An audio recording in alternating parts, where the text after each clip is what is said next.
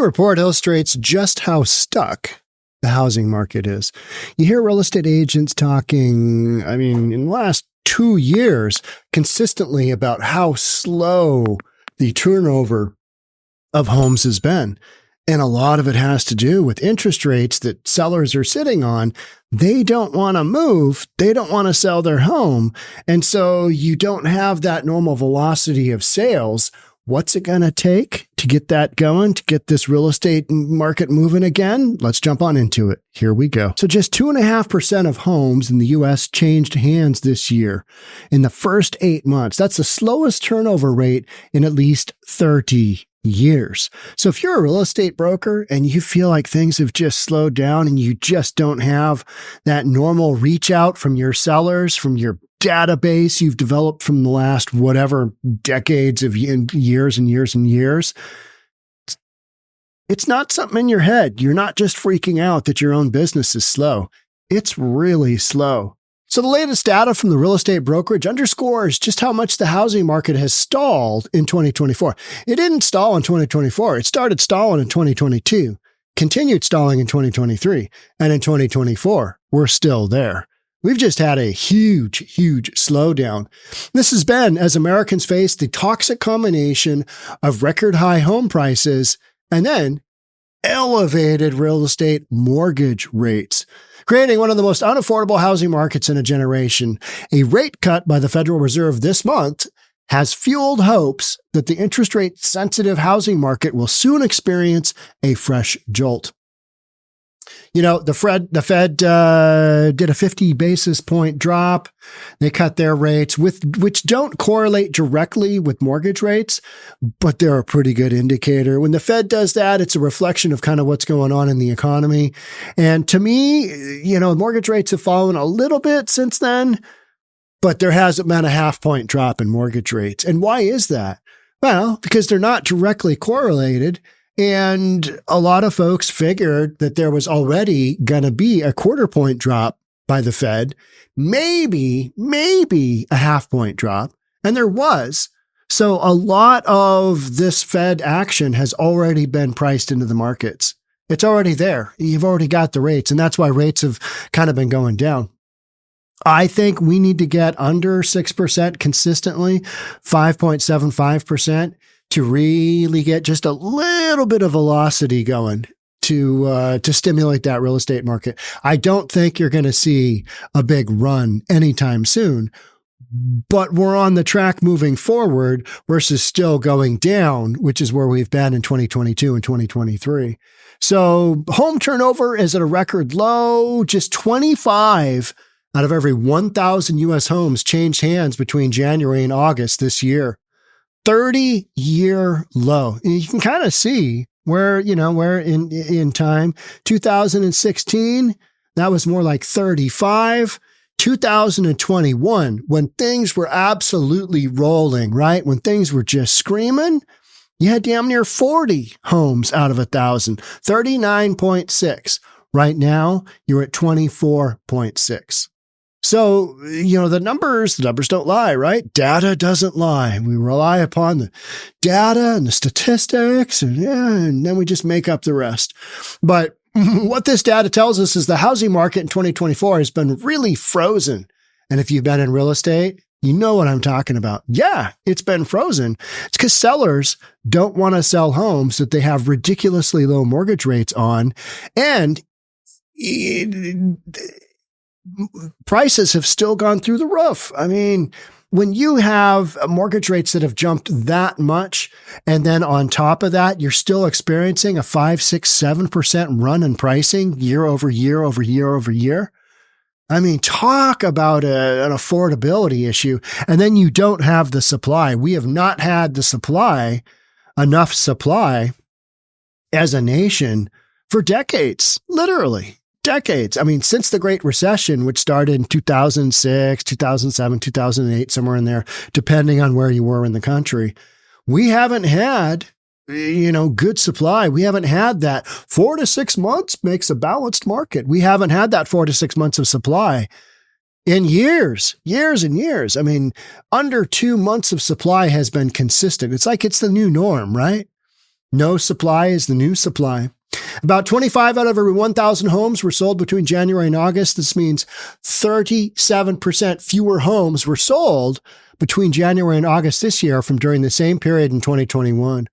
Almost a 40% drop.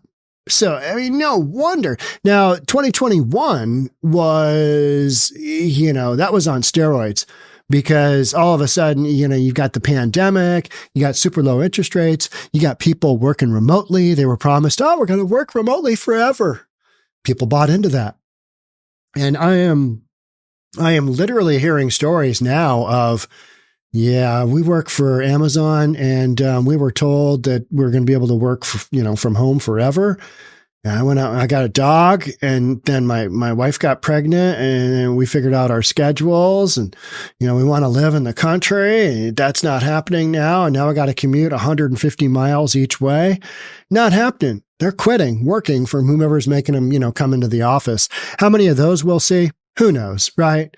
A lot of that is just, me picking out stories because, that's a story right there that is reflective of what's going on in today's workforce. 𝗧𝗠𝗘𝗏 said a market where 30 to 40 of every 1,000 homes changed hands would signify a healthier housing landscape. Well, we're not there yet, are we? Where you live makes a difference. So this is a regional issue. This is a local issue. Some areas have suffered a bigger slowdown than others. Homes in suburban and rural areas changed hands slightly more than those in urban areas, according to Redfin. Geography also matters. 7 of the 10 metro areas with the lowest turnover levels this year are in California. Los Angeles saw the lowest turnover rate of any metro area analyzed by Redfin, which is 15 of every 1,000 homes changing hands, 32% drop from the same period in 2019. LA. Yeah, what other issues come to mind there? Crime, overregulation, terrible leadership. Homelessness, drug abuse, overdose. Yeah, any of those factors might have a little impact on the housing market as well, too. In a place like LA, wages aren't keeping up with housing prices, said 𝗬𝗓𝗓𝗏, Los Angeles-based realtor with Compass.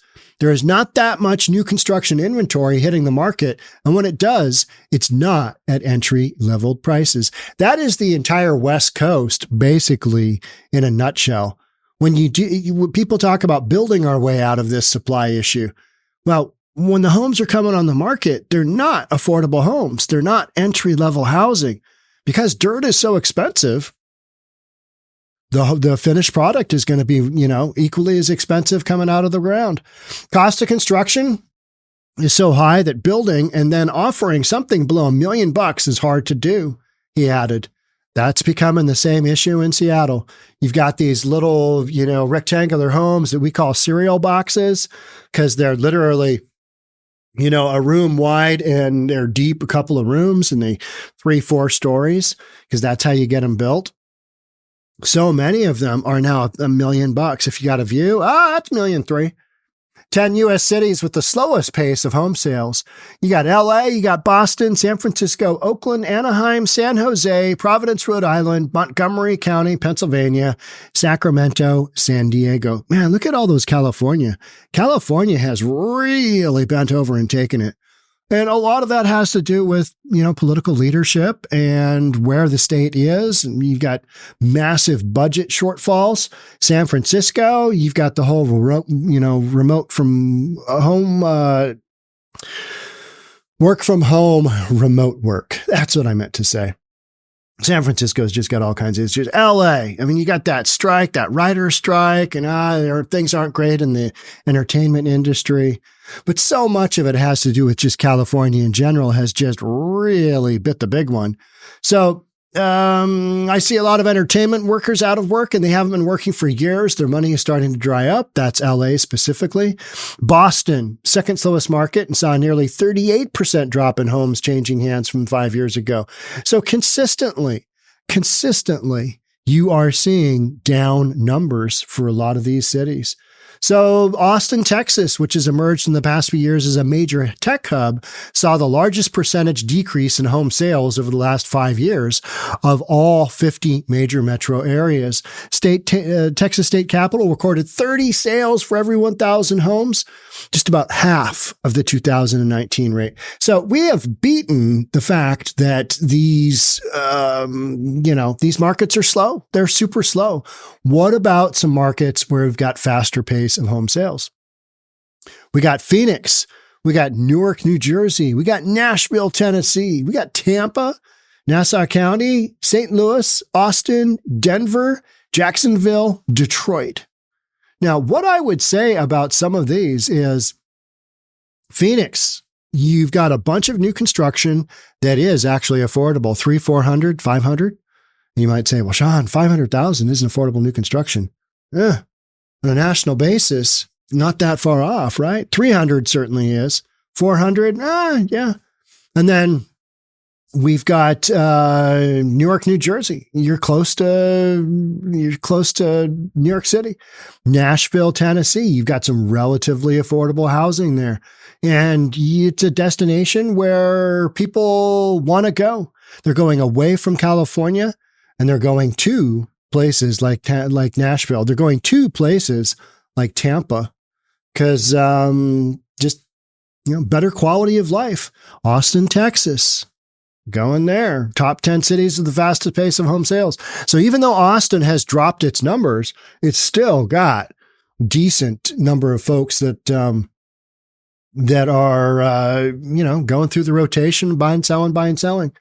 So we have been building a lot of new homes, which is giving us a higher supply of homes for buyers to choose from. This is what Phoenix is stating. And we're still low from where we were used to over the last couple of years. It still feels sluggish, but you got to remember, if you got into real estate during the pandemic, I almost said Great Recession, that was a weirdly freakish market. I remember at the beginning of the pandemic telling my office manager, man, this could really go sideways on us. And we've been through, downturn after downturn after downturn. And you make it through. And this one wasn't a downturn. It literally, because of the way real estate was viewed and because people thought that the pandemic was going to be here forever, and they also thought work from home was going to be forever, folks stepped into that and said, hey, if we're going to have to work from home forever, we want a bigger house. We want a different house. We want a house further out in the country. We want this, and a partridge in a pear tree. So they went out and they bought it because interest rates were incredibly low.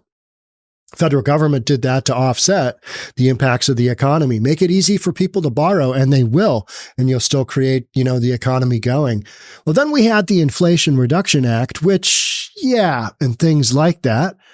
It didn't really reduce inflation. We got the inflation that we've had over the last few years. Interest rates just, boop, And they went from 2.75 on the very low end to up over 8% in a very short period of time. So it's going to take for those interest rates to come down to 5.5, 5.75.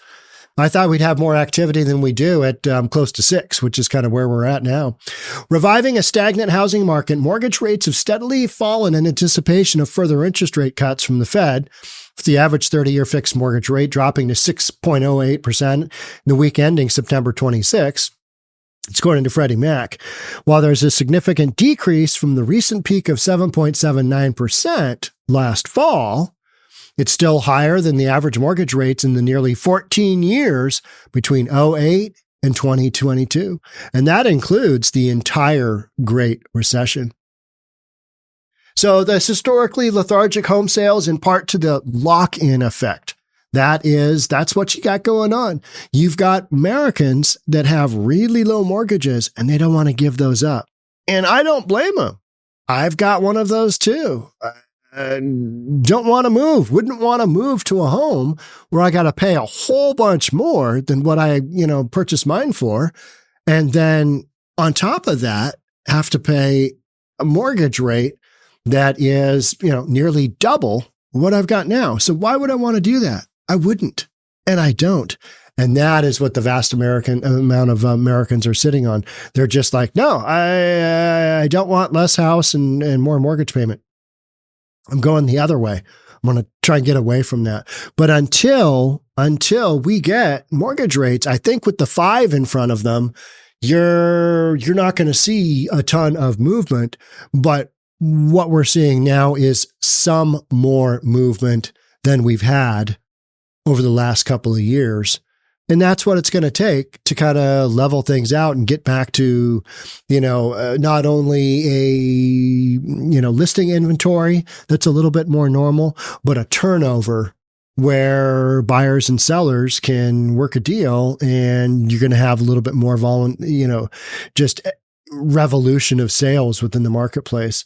So that's kind of where we sit. We knew a lot of this was because of the way mortgage rates sit and how little inventory there is. But the number of sales that we kind of just discussed, those really lock in the fact that if you've been slow and you've been a real estate agent for a long time, you are not imagining things. This is a reality.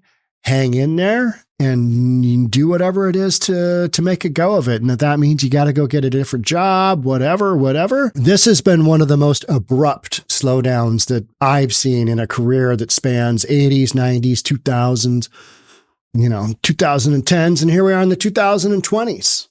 I started super young because our interest rates bumped from lows to relatively high in a super short period. That's why things slow down so hard. And what we talked about today, that is literally why we've got a stagnant housing market. So look for those rates to continue to drop.